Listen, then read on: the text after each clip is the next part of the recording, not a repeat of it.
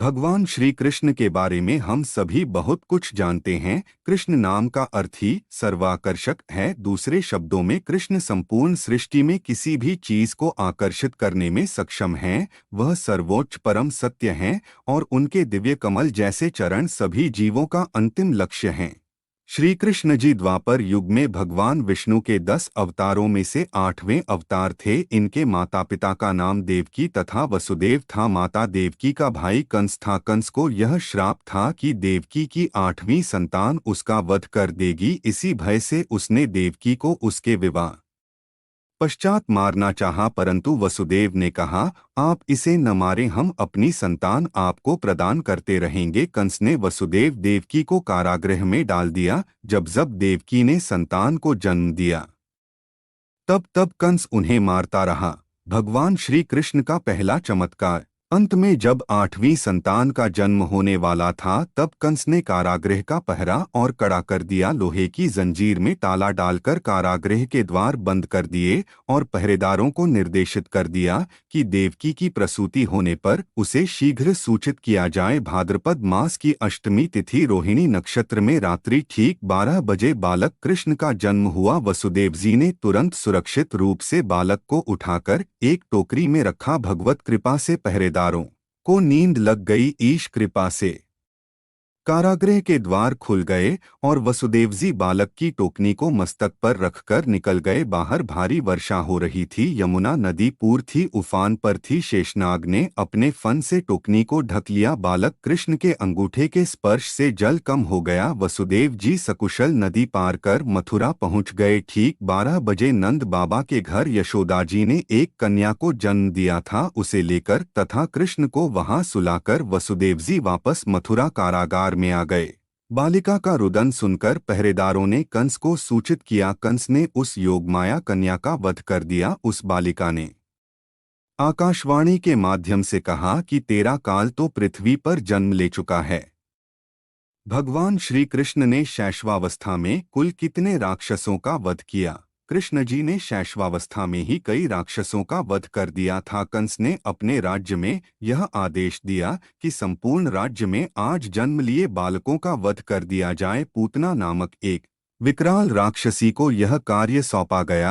वह शिशुओं को अपना जहरीला स्तनपान कराती थी और शिशुगण कालकवलित हो जाते थे। वह श्री कृष्ण जी को भी एक सुंदरी का रूप धारण कर स्तनपान कराने पहुंची। शिशु श्री कृष्ण ने उसका दूध पीने के बहाने वध कर दिया। इसके अतिरिक्त उन्होंने शक्तासुर, तृणावर्त, काल्यवन, शिशुपाल, दंतवक्र, चाणूर, कंस, बाणासुर, बकासुर आदि अनेक राक्षसों का वध कर इस पृथ्वी पर विचरण करने वाली आसुरी शक्तियों का विनाश कर दिया। श्री कृष्ण स्वयं अपने विषय में कहते हैं, यदा यदा ही धर्मस्य ग्लानिर्भवति भारत अभ्युत्थानमधर्मस्य तदात्मानं सृजाम्यहम्। अर्थात जब भी ब्रह्मांड में धर्म की हानि होती है, अधर्म बढ़ता है, तब मैं धर्म की स्थापना के लिए अवतार लेता हूँ। भगवान श्री कृष्ण के कुल कितने मित्र थे एवं सभी मित्रों के नाम? श्री कृष्ण का पालन पोषण माता यशोदा और नंद बाबा ने बड़े लाड़ प्यार से औरस के समान स्नेहपूर्वक किया। बाल्यावस्था में अपनी मित्र मंडली के सहित गोपियों के घरों में चुपचाप प्रवेश कर माखन चोरी की और कई बार पकड़े भी गए। वे बाल्यावस्था से ही जंगल में जाकर गाय चराने की हठ करते थे। गाय चरावन जय हो मैया, गाय चरावन जय हो। इनके प्रमुख बालसखा थे श्रीदामा, सुदामा, प्रबल, भद्र, सुभद्र। श्रीदामा, भोज, सदानंद, मणिभद्र आदि। भगवान श्री कृष्ण ने गुरु सांदीपनी को गुरु दक्षिणा में क्या दिया था?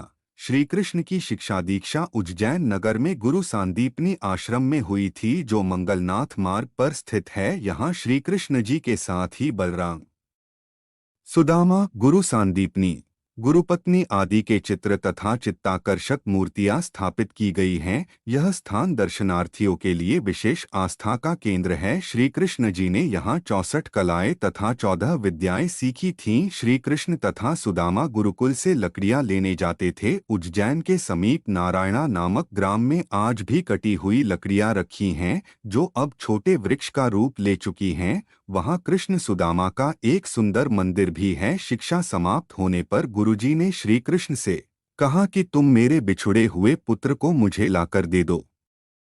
यही तुम्हारी गुरु दक्षिणा होगी। कथन है कि शंखासुर नामक राक्षस गुरुजी के पुत्र को उठाकर ले गया था। श्री कृष्ण जी ने शंखासुर का वध कर गुरु सांदीपनी को उनका पुत्र दे दिया।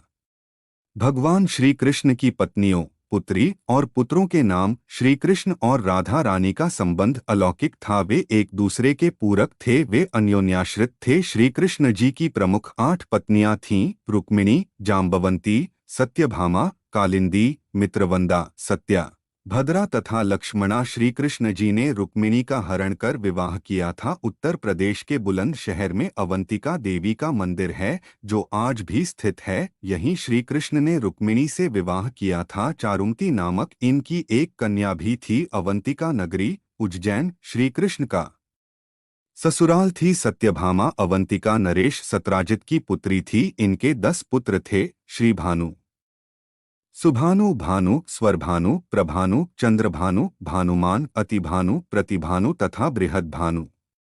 कथन है कि राजा सत्राजित ने श्री कृष्ण जी पर स्यमतक मणि चुराने का आरोप लगाया। वह मणि जामवंत के पास प्राप्त हुई। राजा सत्राजित अत्यधिक लज्जित हुआ और उसने अपनी पुत्री सत्यभामा का विवाह श्री कृष्ण से कर दिया। पौराणिक ग्रंथों के आधार पर यह भी कहा जाता है कि भूमासुर राक्षस ने 16,000 कन्याओं को बलि देने का निश्चय किया, तो श्री कृष्ण ने उन्हें मुक्त कराया। उन कन्याओं को उनके घर वालों ने स्वीकार नहीं किया, तो श्री कृष्ण जी ने 16,000 रूप धारण कर उन सभी कन्याओं से विवाह कर लिया। भगवान श्री कृष्ण को प्रिय वस्तुएं।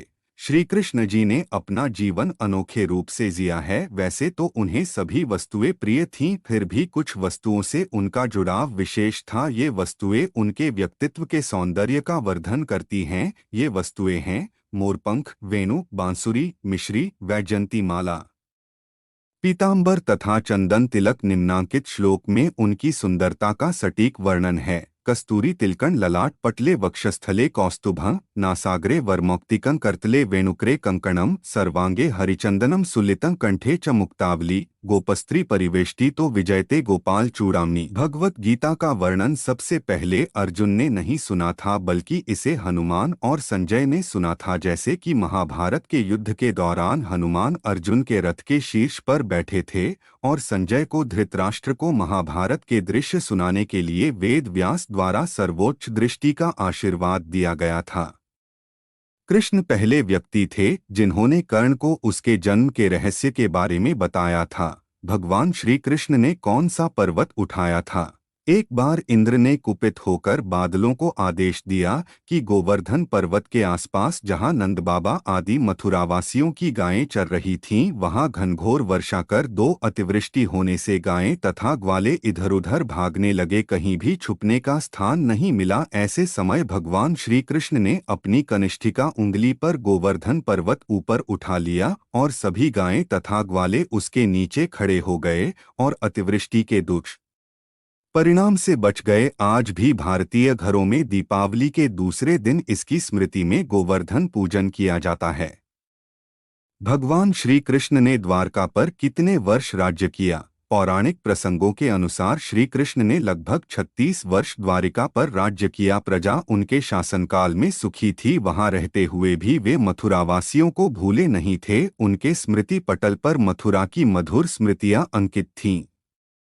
भगवान कृष्ण पर बाण चलाने वाले का नाम क्या था? ऋषियों के शाप के कारण यदुवंश का विनाश हुआ। जाम्बवंती का पुत्र सांब ने गर्भवती स्त्री का रूप धारण कर लिया और उसके मित्रों ने ऋषियों से पूछा कि इस महिला को कैसी संतान होगी।